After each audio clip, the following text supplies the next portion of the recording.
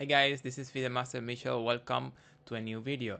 Today we are going to talk about how to play a little better under time pressure. Some players are really strong and they play a really good chess, but once they get under time pressure, their accuracy decreases so much and they are damaging too much their positions and they cannot unfold or their chess level because of this. So in this video we are going to talk about how to play a little better under time pressure. Ideally, we want to prevent getting under time pressure, but that's something we cannot always do. So that's why in this video I give you 5 tips to play a little better under time pressure. And my first tip is going to be repeat moves to get extra seconds when you're playing with increment. So I have an example about this. In mind, we have this position on the board. We're playing as white, and we can see that black king is on the same line as our rook. So we can play some discovered, getting some material, like here getting the exchange, or here, like bishop d4, getting the bishop, which is going to be a little better because it's better to get a piece than the exchange. So we can see that we're going to play bishop d4, getting material up, but if we're playing under time pressure and we have increment, we could do something like bishop h6 first, the king has to go to h8 and then come back to g7. This is going to give us, in my we're playing like with 10 seconds increment, we're going to get like 20 extra seconds. That means a lot. If you have, for example, like 8 seconds or 10, and suddenly you have 15 or 20 more seconds, it's going to be a huge help. It's going to make a big difference. So we can play like bishop a6 check first, then bishop g7, and then we get the extra seconds, and finally we can continue with the discovered and getting the material up. This is a technique that is going to be really strong and really powerful if you can actually master this skill.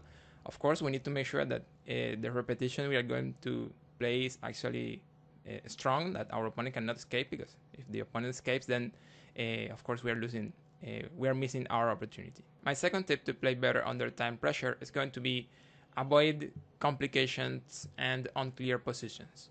Of course, it is going to be much harder to play good moves in sharp tactic positions when we have only a few seconds in the clock. So, this is something we need to keep in mind when we are making decisions and analyzing the lines. So, in general, we should not start any kind of unclear action when we are under a very strong time pressure, because then we have no time to find and make good decisions afterward. My third tip is going to be stay calm under time pressure.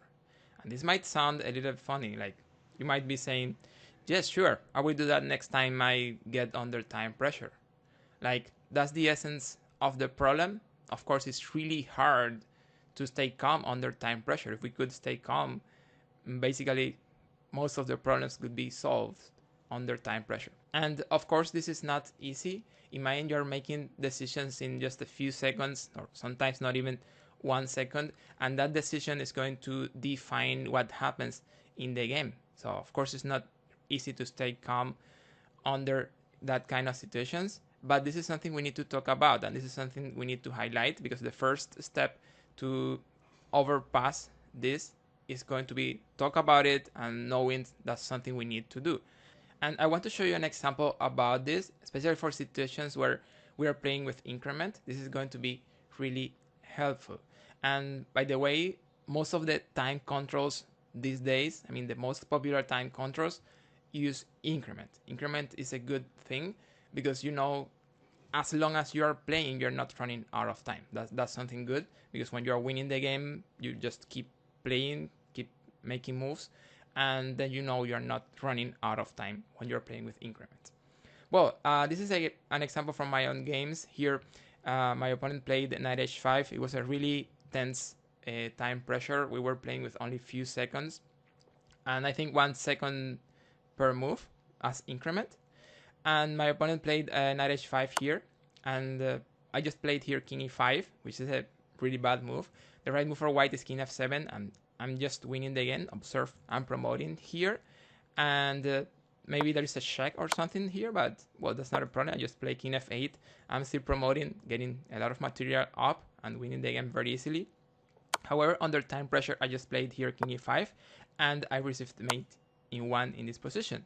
So my point here is that when my opponent played knight h5, I had already accumulated some seconds. I had been playing really fast in last moves, and I had like 10 seconds already.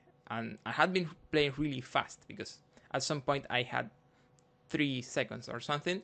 So my point is, I know it's not easy, but we should stay calm. We should not play faster than we need. At this time, I already had many seconds, enough to see that after king e5, I'm receiving mate in 1 here with rook e4. And all I needed was to make a pause in my play and just, find the accurate move here. King f7, just winning the game. So keep in mind, once you play some moves with increment, your time will increase, of course, and maybe you can make a pause, make good decisions, and find accurate moves and change what is going on the board. My fourth tip to play better under time pressure is going to be simplify. It's going to be easier to blunder with more pieces on the board. There are more things to keep in mind, there are more threats and more pieces. It's just harder to keep everything under control when there are more pieces on the board. So if you can simplify, do that, and this is going to help you make quick and accurate decisions with few seconds in the clock. Of course, I want to highlight something. I'm not saying endgames are easier, because they clearly aren't, and also I'm not saying trade and get into a lost endgame, because if you do that, you're going to lose either way. So what I'm saying is that if you have two lines more or less equally evaluated, well, and there's a line where you can simplify a little, maybe that's the right decision. And tip number 5 to play better under time pressure, and this is one of the best on this list, is going to be use your opponent's time to anticipate his move.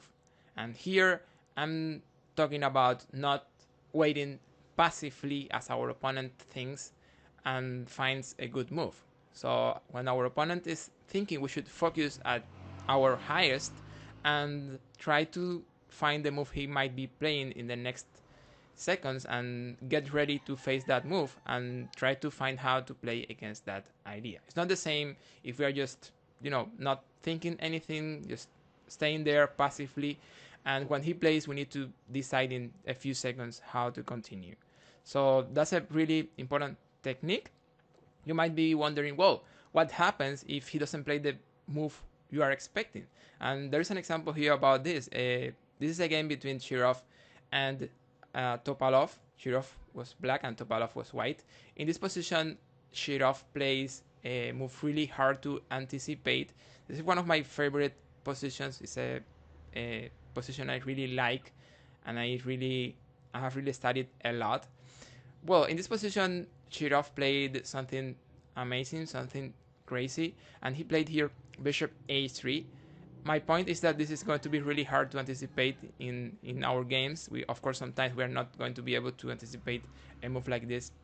And also I wanted to bring this position because some people think that this is the best move ever in chess, which is, very arguable. But the main idea is that even if your opponent doesn't play the move you are expecting as you're thinking with his time, maybe you're planning that the best move is, I don't know, like a3, and he plays something different. Very often, the analysis you did against the move you were expecting is going to help you a lot, because you're going to find ideas, you're going to find threats, and also some things, and you can still use very often those things against other moves. So the main idea here is that when it is your opponent's turn and you're under time pressure, don't stay passive and not using that time. Anticipate his move, focus really well, and try to think how to play against the best move your opponent might be playing. And this is going to help you a lot under your time pressure. If you guys have any question, let me know in the comments. Check out this interesting video over here. I'm sure you will enjoy it. Thank you guys. Like, subscribe. See you on the next.